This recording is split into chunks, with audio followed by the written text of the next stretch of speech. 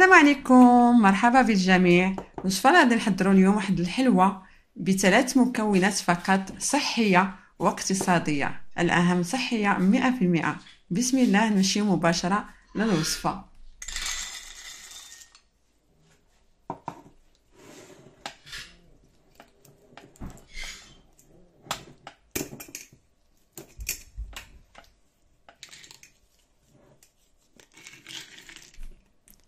عندنا هنا الكاوكاو،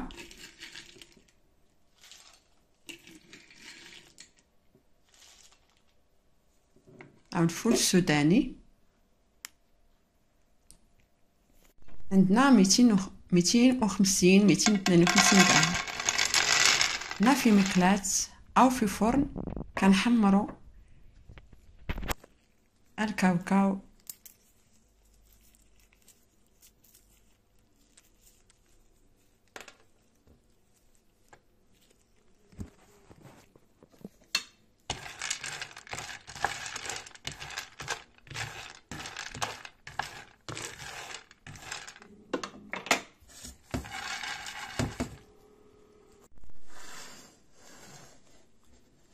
النار مهيله حتى باش ما كيتحرقش، والمقلاة تكون ثقيله شويه.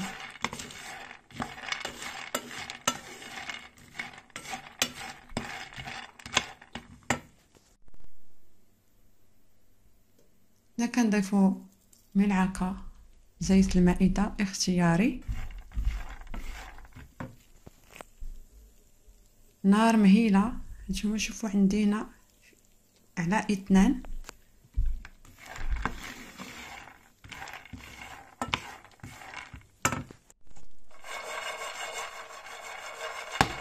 بعد ما حمرت او قليت الكاوكاو، نخليه يبرد على جنب.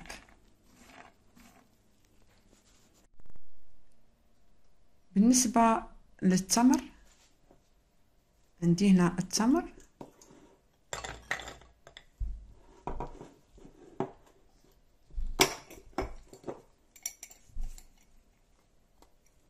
تقريبا نفس القياسات. عندي هنا 270، كيكون زايد ب20 غرام. عندي 270 غرام ديال التمر.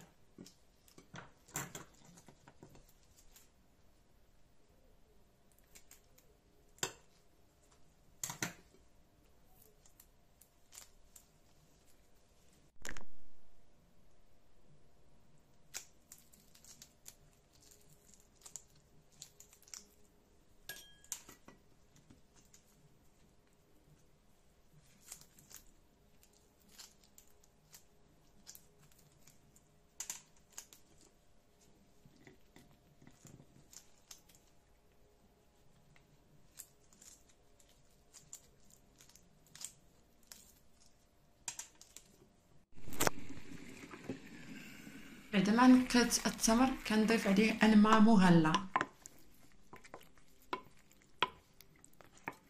باش كنغسلوه، وفي نفس الوقت باش يرطب التمر ديالنا.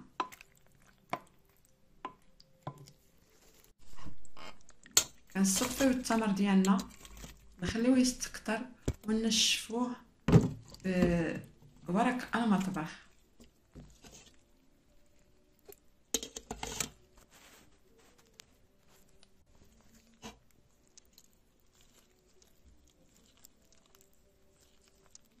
الا بغيتو تفوروا التمر، نغسلوه في الاول بالماء بارد ونفوروه.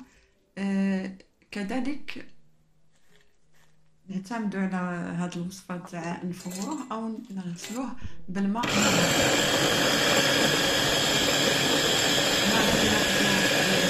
ديالنا، وغادي نطحنوه.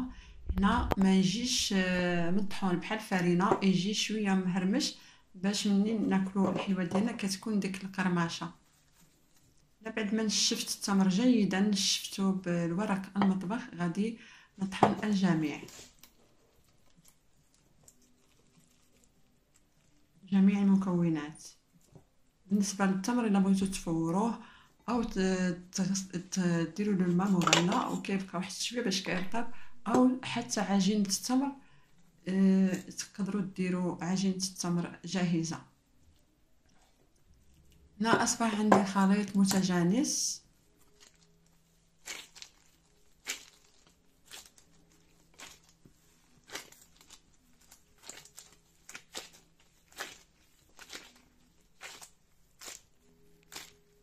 راهم مبويين.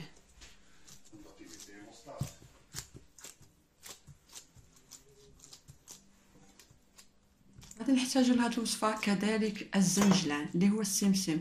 تقدروا دردروا الا كانت كتلصق لكم العجين، الا كان يلصق لكم العجين تقدروا دردروا الزنجلان وكتشكلوا باغيطه بحال هكا.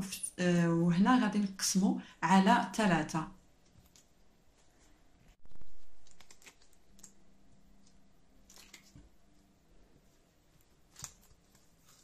هنايا الا كانت كتلصق لكم دردروا الزنجلان، دردروا على سطح العمل، وغادي نشكلوا دي باغيت يكونوا هكا شويه رقاق.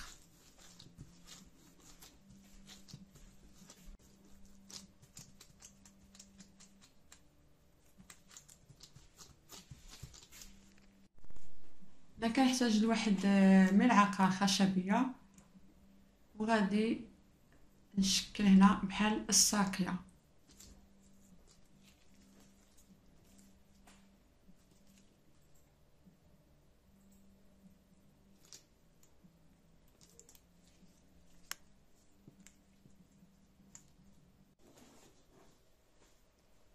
يعني قلت هنايا عندي الزنجلان، انا نسيت في الاول ما درتوش، ولكن دابا لبست لدوك لي باكيت ديالنا كلهم، دردرت عليهم الزنجلان وكنمشي بحال هكا وكنقلب الباكيت دي باكيت ديالنا باش كيتلبسوا بالزنجلان.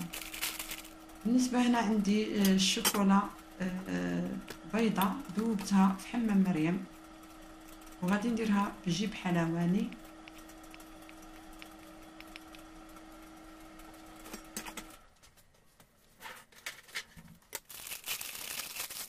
وغادي نعمر الوسط ديال الخليط.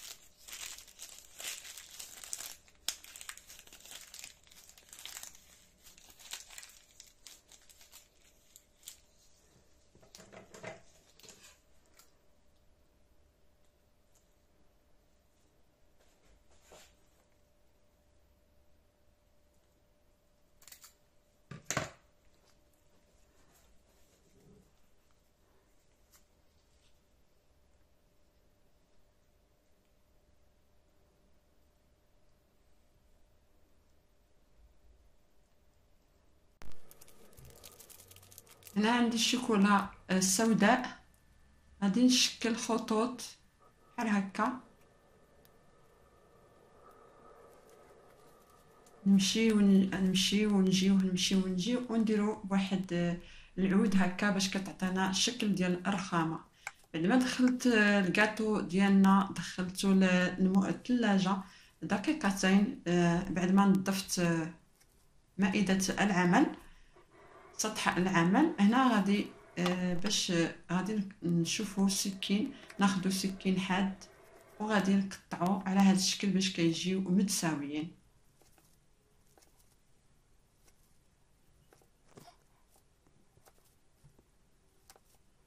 بالنسبه الى بغيتو تخليوهم او ديروهم في قواعطات لكم الاختيار.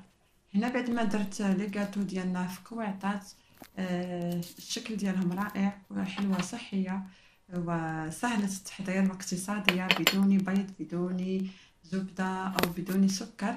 وهنايا بغيتو تخليوهم بدون بلا قواعطات، يعني هذا اللي بقى لي كتخرج لنا بزاف. هنايا بغيتو تخليوهم غير بلا قواعطات كيجيو بحال هكا، وشوفوا الداخل ديالها كيفاش جا. كنقول لكم شكرا على التعاليق الطيبه ديالكم وعلى لي لايك ديالكم، جزاكم الله كل خير. الناس اللي شافتنا اول مره مرحبا، تشاركوا معنا وشكرا حتى الناس اللي كيشاركوا كيديروا لنا اشتراكات وكيشجعونا، لي لايك وبالساعة عليك. شكرا، جزاكم الله كل الخير. انتظرونا في وصفات أخرى لعيد الفطر. اللهم بلغنا ليلة 27. دمتم في رعاية الله، إلى اللقاء.